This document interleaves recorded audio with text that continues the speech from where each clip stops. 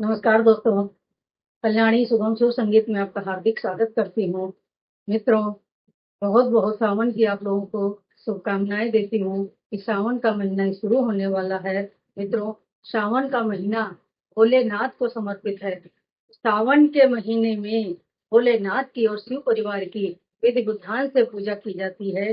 सावन का महीना मित्रों 11 जुलाई से शुरू हो रहा है और इस बार सावन में 4 सोमवार पड़ रहे हैं।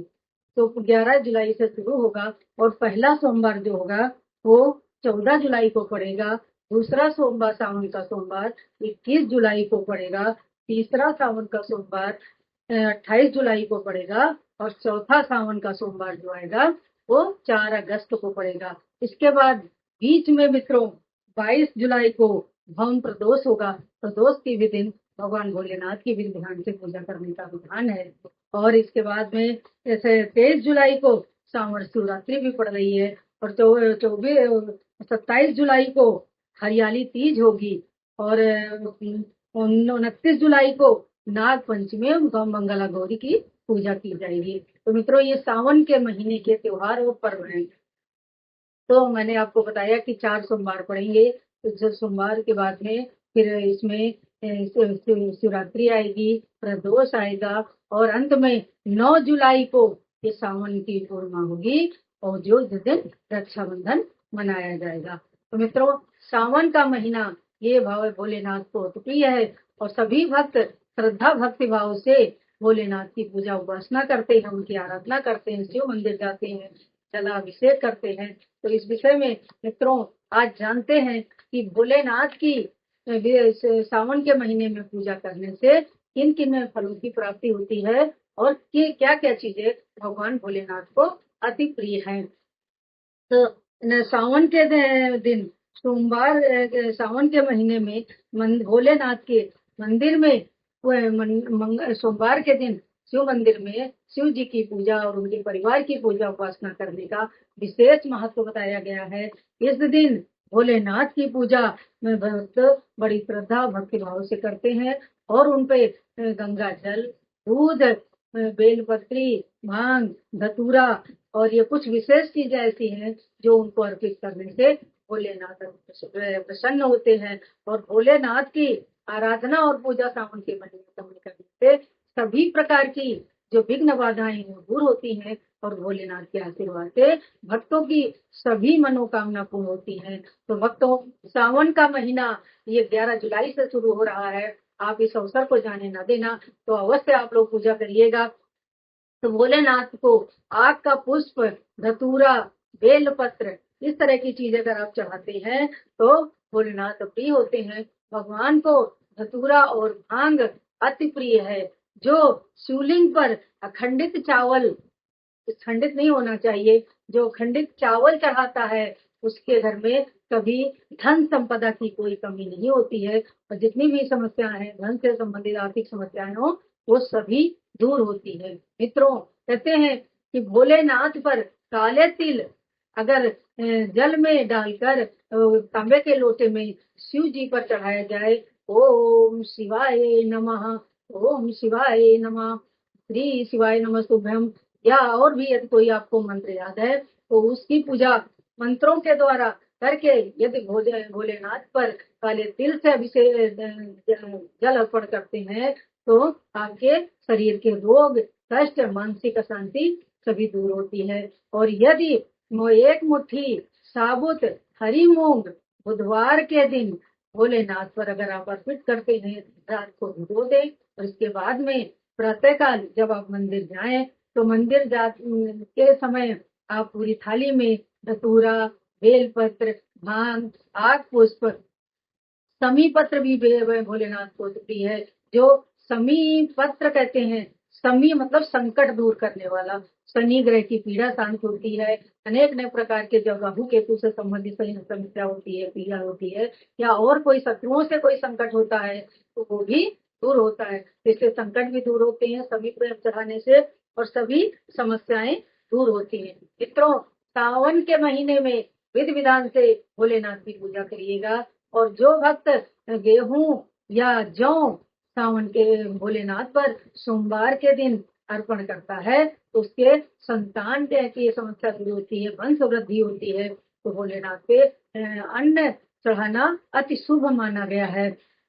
और यदि चने की दाल अगर स्वयं भोलेनाथ को आप अर्पित करते हैं तो आपका बृहस्पति गुरु मजबूत होता है, आपकी आर्थिक समस्याएं दूर होती हैं, ज्ञान की वृद्धि होती है, अध्यात्म वह आपके अंदर बढ़ता है और आपकी सभी मनोकामनाएं पूर्ण होती हैं। तो मित्रों, सोमवार के दिन अगर हो सके तो आप प्रातः काल स्नान से शुद्ध होकर एक लोटे में गंगा जल लेकर के जाएं और एक पात्र में पंचामृत बना के ले जाएं और नहीं थोड़ा थोड़ा दूध, दही, शहद, घी और शर्करा, ये पांच चीजें कहते हैं अगर भोलेनाथ को अलग अलग करके अर्पित करते हैं तो आपकी सभी मानसिक अशांति दूर होती है, सभी समस्याएं दूर होती हैं और आपको अंत में मोक्ष की प्राप्ति होती है। और उसके बाद में फिर सभी वस्तुओं को, सभी चीजों को, दूध, दही, घृत, शहद, गंगा जल और चीनी, इन सबको मिला करके अगर पंचामृत बना करके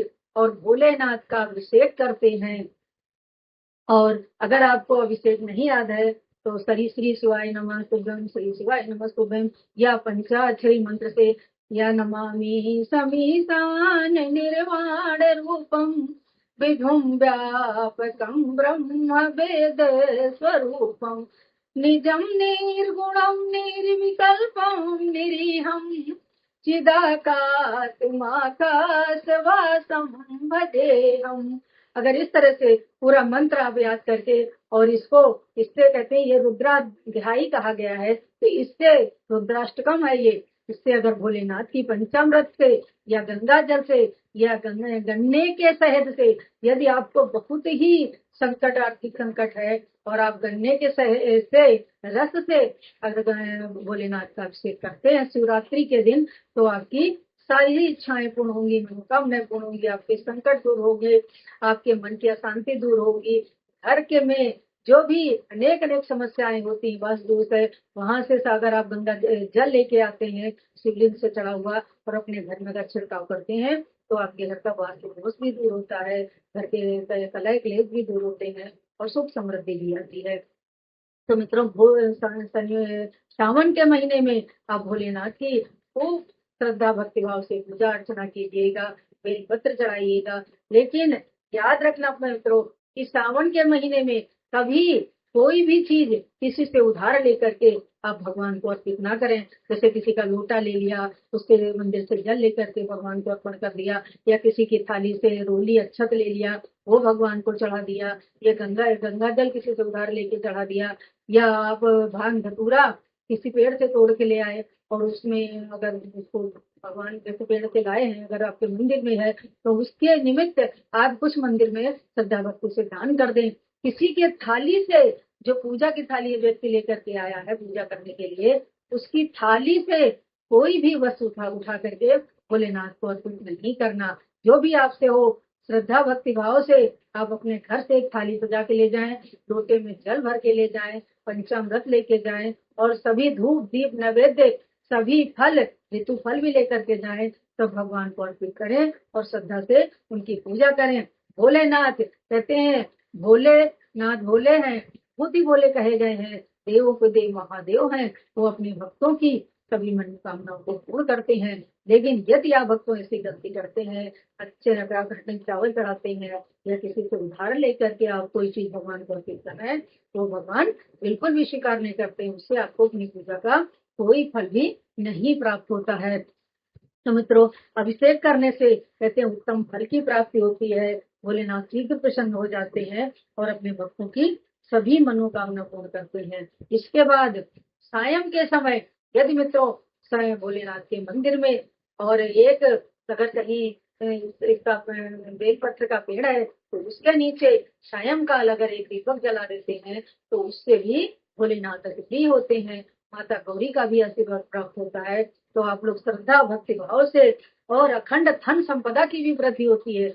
जो कहते हैं कि सावन के महीने में यदि भोलेनाथ का श्रद्धा भक्ति भाव से पूजन करता है, सुबह शाम दीपक लगाता है, उनकी आरती स्तुति करता है और बेल के पेड़ के नीचे भी अगर एक दीपक जला देता है तो उसे अखंड धन संपदा की वृद्धि होती है, 7 पीढ़ियां उसकी बैठ के खाती हैं। तो भोलेनाथ मन भावन हमारे ईश्वर हैं।